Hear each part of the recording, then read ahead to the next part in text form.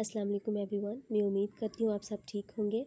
My name is Shaheen नाज और मैं आपको बताती चलूँ कि इंग्लिश लिटरेचर की मैंने सीरीज़ स्टार्ट की हुई है और ये मेरा लेक्चर का जो है ग्रीक लिटरेचर का पहला लेक्चर है। ठीक है, मैंने ग्रीक लिटरेचर से स्टार्ट किया, उसके बाद फिर रोमन लिटरेचर के बारे में बात करूँगी। उसके बाद फिर हम अपने इंग्लिश लिटरेचर की जो एजेस हैं, जो पीरियड्स हैं, उनको हम वन बाय वन लेके चलते जाएंगे आगे। ठीक है, तो मेरा हर लेक्चर जो आपको ग्रीक लिटरेचर के बारे में हो या रोमन लिटरेचर के बारे में हो या इंग्लिश की जितनी भी एजेस हैं उनके बारे में है, वो आपको इंग्लिश में भी मिलेगा और उर्दू में भी मिलेगा। ठीक है, अगर आप मेरा ग्रीक लिटरेचर इंग्लिश में देखना चाहते हैं तो वो वीडियो भी मैंने अपलोड की हुई है। इस तरह से रोमन लिटरेचर के भी मैंने इंग्लिश और उर्दू दोनों में वीडियोज़ अपलोड की हुई हैं। ठीक है, तो आज हम अपना लेक्चर स्टार्ट करते हैं ग्रीक लिटरेचर का उर्दू में। तो इसमें हम इम्पॉर्टेंट थीम्स के बारे में डिस्कस करेंगे, poets, tragedy and comedy writers और इसके जो इम्पॉर्टेंट क्रिटिक्स हैं उनके बारे में डिस्कस करेंगे। ठीक है, तो मेरे ख्याल से आपको क्लियर हो गया होगा कि मतलब जितने भी मेरे लेक्चर्स होंगे वो उर्दू में भी अवेलेबल होंगे और इंग्लिश में भी अवेलेबल होंगे। ठीक है, नोट्स दोनों के, इंग्लिश और उर्दू दोनों के सेम होंगे। ठीक है, आउटलाइन भी सेम होंगी, सारा मटेरियल सारा सेम होगा। ठीक है, सिर्फ लैंग्वेज का डिफरेंस होगा कि वो इंग्लिश में भी आपको मिल जाएंगे और उर्दू में भी आपको, उर्दू या हिंदी में भी आपको वो मिल जाएंगे। ठीक है, तो मैं उम्मीद करती हूँ कि मेरी हर वीडियो आपको पसंद आएगी। ठीक है, और मैं रिक्वेस्ट भी आपसे करती हूँ कि मेरे चैनल को सब्सक्राइब करें और उसको शेयर करें और जो है वो जितने भी आपके जाने वाले हैं उन तक मेरे वीडियो को जो है वो हर वीडियो को शेयर किया करें और हर वीडियो को लाइक भी किया करें। Thank you so much. चलो आप स्टार्ट करते हैं अपना लेक्चर नंबर 1 ग्रीक लिटरेचर के बारे में इन उर्दू। ठीक है, तो हम सबसे पहले मैं आपको ग्रीक लिटरेचर की ड्यूरेशन का बता दूं कि ये 800 BC से स्टार्ट होता है और 400 AD तक कंटिन्यू रहता है। ठीक है, और इसको दो हिस्सों में डिवाइड किया गया है, दो पीरियड्स में डिवाइड किया गया है। पहले पीरियड को प्री क्लासिकल पीरियड कहा जाता है और ये 800 से स्टार्ट हो रहा है और 500 BC तक ये जो है वो कंप्लीट हो जाता है। उसके बाद एक क्लासिकल पीरियड, तो क्लासिकल पीरियड 500 BC से स्टार्ट होता है और 400 AD पे जो है वो ये एंड हो जाता है। इम्पॉर्टेंट थीम्स जो हैं ग्रीक लिटरेचर के वो मिथ्स हैं, लेजेंड्स हैं, फोक टेल्स हैं एंड रिलीजियंस हैं। अब मिथ्स क्या होती हैं? मिस्ट्रीज़ अबाउट नेचर के बारे में जितने भी मिस्ट्रीज़ होती हैं उन मिस्ट्रीज़ पे बेस जो है वो लिखा जाता है उनको हम मिथ्स कहते हैं, स्टोरीज़ लिखी जाती हैं। ठीक है, लेजेंड्स किसी भी चीज़ के बारे में, किसी भी इम्पोर्टेंट प्लेस के बारे में, किसी भी इम्पोर्टेंट हीरोज़ के बारे में जो स्टोरीज़ लिखी जाती हैं। ठीक है, तो इस तरह से ये सारे इनके थीम्स हुआ करते थे, इन्हीं के बारे में वो लिखा करते थे। ठीक है, फोक टेल्स क्या होती है? Folk tales story about the common people, आम लोगों के बारे में जो स्टोरीज़ होती हैं, आम इवेंट्स के बारे में जो स्टोरीज़ होती हैं। ठीक है, उनको हम फोक टेल्स कहते हैं। और रिलीजियंस के बारे में वो लिखा करते थे। ठीक है, और उनके जो अपने रिलीजियंस थे, उनके मुख्तलिफ गॉड्स हुआ करते थे, हर चीज़ का एक गॉड होता था और उस गॉड के ज़िम्मे कुछ रिस्पॉन्सिबिलिटीज़ होती थी, कुछ काम होते थे कि वो उस गॉड के नाम पे जो है वो गॉड उन्हीं कामों की वजह से जाना जाता था। तो वो उनके बारे में लिखा करते थे, अपने रिलीजन के बारे में, अपने गॉड्स के बारे में लिखा करते थे, अपने हीरोज़ के बारे में लिखा करते थे, एडवेंचरस जो चीज़ें होती थी उनके बारे में लिखा करते थे।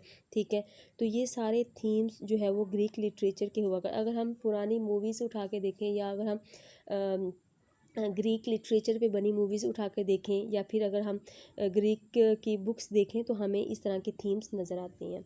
प्री क्लासिकल पीरियड जो है वो जो मैंने आपको बताया कि 800 BC से स्टार्ट हो रहा है और 500 BC तक जा रहा है। ठीक है, और इस ड्यूरेशन में पोइट्री सबसे ज़्यादा इम्पॉर्टेंट थी, तो इसीलिए हम इस ड्यूरेशन में सिर्फ पोइट्री का जिक्र करेंगे जो सबसे ज़्यादा फेमस थी, और जो पोइट फेमस था वो होमर था। तो ये इसलिए पीरियड जो है वो प्री क्लासिकल जो है वो पोइट्री वाला पीरियड कहलाता है। तो Homer was the first most famous epic poet था। ठीक है, प्री क्लासिकल पीरियड का वो ब्लाइंड था और वो अपने पोइटिकल वर्क्स की वजह से बहुत ज़्यादा मशहूर था। पहला वर्क इसका द इलियड था, दूसरा ओडिसी था। अब इलियड और ओडिसी को बाद में बहुत से रोमन्स राइटर्स ने, ठीक है, इसको कॉपी किया है, बहुत ही इमिटेशन इसकी की है, मतलब कि अपने वर्क्स में इसका जो है वो लैटिन वर्जन लोगों के सामने पेश करने की कोशिश की है उन्होंने। तो ये इसके बहुत इंपॉर्टेंट दो पोइटिकल वर्क्स हैं, इन्हीं वर्क्स की वजह से वो जाना जाता है, ठीक है। नेक्स्ट हमारा क्लासिकल पीरियड है। तो क्लासिकल पीरियड 500 से स्टार्ट हो रहा है और 400 AD तक ये पीरियड जा रहा है। तो क्लासिकल ड्रामा सबसे पहले हमारे पास है। तो क्लासिकल ड्रामे में दो टाइप्स हैं, एक क्लासिकल ट्रेजेडी है, दूसरी क्लासिकल कॉमेडी है। क्लासिकल ट्रेजेडी एक्चुअली इमर्ज हुई थी इन लेट 6th century में, ठीक है, and it was performed in the festival of Dionysus. Dionysus इनका गॉड हुआ करता था और उसके फेस्टिवल में इस जो है वो क्लासिकल ट्रेजेडी को परफॉर्म किया जाता था, ठीक है। अब वो गॉड किस किस्म का था, वो गॉड ऑफ वाइन था, वाइन का गॉड था, मैरीमेंट का गॉड था। जैसे मैंने आपको बताया था कि ग्रीक माइथोलॉजी में बहुत से गॉड्स हैं और वो मुख्तलिफ चीज़ों या मुख्तलिफ कामों की वजह से जाने जाते थे, ठीक है। तो ये गॉड वाइन का था और मैरीमेंट का था। तो इस तरह से क्लासिकल ट्रेजेडी का आगाज़ हुआ और क्लासिकल कॉमेडी का जो है वो डेवलपमेंट सटायर प्ले के तौर पे हुई थी, ठीक है। और इसको ये जो है वो माइथोलॉजिकल सब्जेक्ट पे बेस होता था। और अब इस टाइप ऑफ जो है वो ड्रामे के बारे में जो अरिस्टोटल की राय है वो ये है कि वो इसको इन्फीरियर समझता था। किसको इन्फीरियर समझता था? क्लासिकल कॉमेडी को इन्फीरियर समझता था, ठीक है, अरिस्टोटल। आपको पता है अरिस्टोटल जो है वो ग्रीक का बहुत बड़ा फिलोसफर था, क्रिटिक था, ठीक है। अब हम बात करते हैं क्लासिकल ट्रेजेडी के स्ट्रक्चर की बात करते हैं। तो सबसे पहला नाम हमारे पास है प्रोलोग। अब उसमें प्रोलोग में क्या बयान किया जाता है? अगर हम किसी भी ग्रीक जो है वो किसी भी ग्रीक वर्क को देखते हैं तो आपको पता होगा उसकी ट्रांसलेशन तो हमारे पास ज़ाहिर बात है इंग्लिश में ही मिलती है। तो उसको हम देखते हैं तो वहाँ पे प्रोलोग सबसे पहले आता है, ठीक है। तो प्रोलोग क्या है? प्रोलोग वो हिस्सा किसी भी प्ले का होता है जिसमें प्ले के बारे में इंट्रोडक्शन दिया जाता है और बैकग्राउंड बयान किया जाता है। इस तरह से पैराडोज है, पैराडोज में स्टोरी से रिलेटेड और बैकग्राउंड दिया जाता है और इन्फॉर्मेशन दी जाती है, ठीक है। और इस तरह से हमारे पास जो है वो थर्ड नंबर पे आ जाता है एपिसोड। उसमें जो है वो एक मेन एक्शन 5 एपिसोड्स में जो है वो डिवाइड किया जाता है और एंड पे एक्सोडस है। एक्सोडस में कंक्लूजन दिया जाता है और उसमें गॉड की इंटरवेंशन भी होती है, ठीक है। सो अब हम ट्रेजेडी राइटर्स के बारे में बात करते हैं। तो सबसे पहले हमारे पास एस्कुलस है। Aesculus most famous tragedy writer है, ठीक है, ग्रीक जो है वो लिटरेचर का। और उसके बाद इसको फादर ऑफ ट्रेजेडी भी कहा जाता है और इसने 70 to 90 प्लेस लिखे थे। और वो फेमस किस वजह से है? वो अपनी ओरेस्टिया ट्रियोलॉजी की वजह से फेमस है ये। अब ओरेस्टिया ट्रियोलॉजी क्या है? ये सीरीज़ है 3 प्लेस पे मुश्तमिल, ठीक है। अब वो 3 प्लेस कौन से हैं? द पहला है एगामेम्नन, सेकंड है लिबेशन बैरियर्स और उसके बाद है ह्यूमैनिटीज़।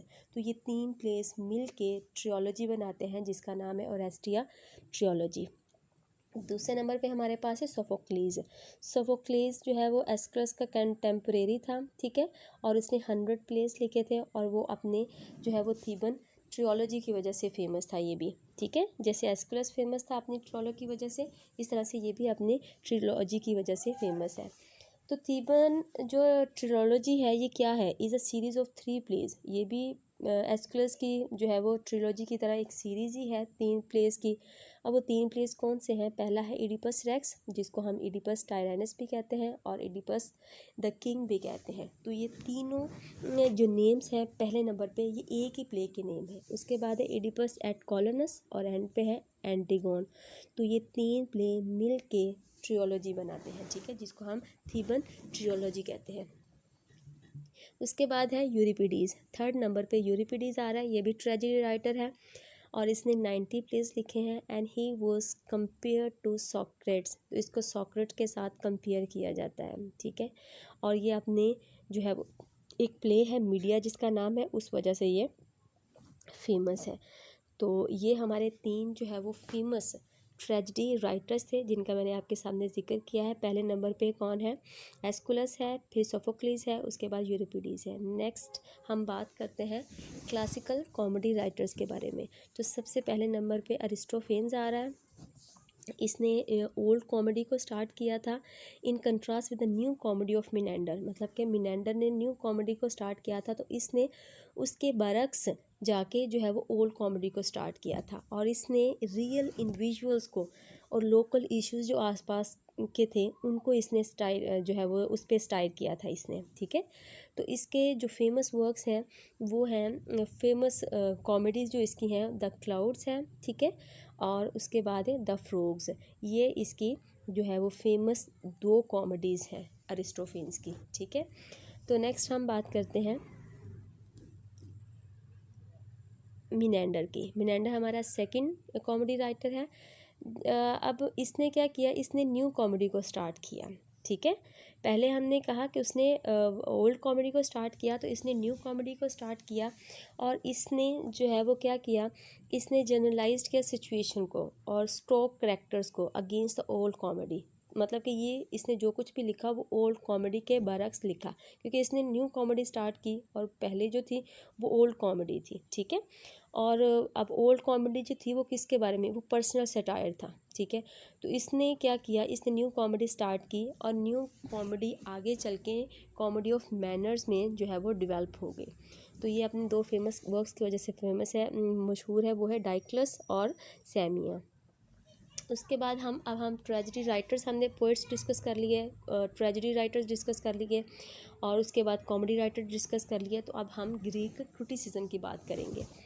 तो अब सबसे पहले हम प्लेटो की बात करते हैं। तो he was a student of Socrates का ये स्टूडेंट था, और इसने एक फ़िलोसफिकल स्कूल जिसका नाम एकेडमी था वो इसने उस स्कूल की बुनियाद रखी, और ये अपने डायलॉग्स की वजह से वो फेमस था। अब इसकी जितने भी फ़िलासफ़ी हमें मिलती हैं वो डायलॉग्स की फॉर्म्स में मिलती हैं।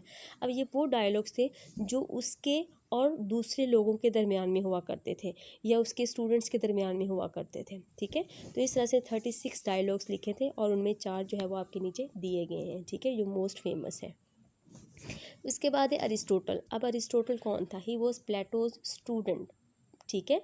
तो हमने ये याद रखना है कि अब ये प्लेटो का स्टूडेंट था, और प्लेटो का टीचर कौन था, सोक्रेट्स था, ठीक है।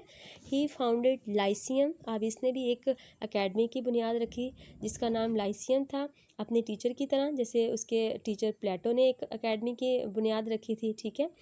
And he was the teacher of Alexander the Great. अब ये देखें ज़रा, Plato, Aristotle and then Alexander the Great, और प्लेटो से पहले सोक्रेट्स। तो ये आपस में कैसे एक दूसरे के स्टूडेंट और टीचर रहे हैं, ठीक है। His famous works are the followings. अब इसके जो है फेमस वर्क्स कौन से हैं, the first one is Poetics, second is Rhetoric, and the third one is Nicomachean Ethics. ये इंपॉर्टेंट वर्क्स थे अरिस्टोटल के, जिसकी वजह से इसको आज भी जाना जाता है, और पोएटिक इसका मोस्ट फेमस वर्क है, ठीक है। तो इस तरह से हमारा आज का लेक्चर जो है वो ग्रीक लिटरेचर पे था, जो ख़त्म हो गया है। अगर आपके माइंड में कोई भी क्वेश्चन हो तो आप कमेंट बॉक्स में पूछ सकते हैं। थैंक यू सो मच, और मेरी वीडियो को जो है वो लाइक और शेयर लाजमी कीजिएगा, और मेरे चैनल को सब्सक्राइब लाजमी कीजिएगा, और बेल के आइकन को प्रेस भी कीजिएगा, ताकि हर आने वाली नई वीडियो की नोटिफिकेशन आप तक पहुंच सके। Thank you so much.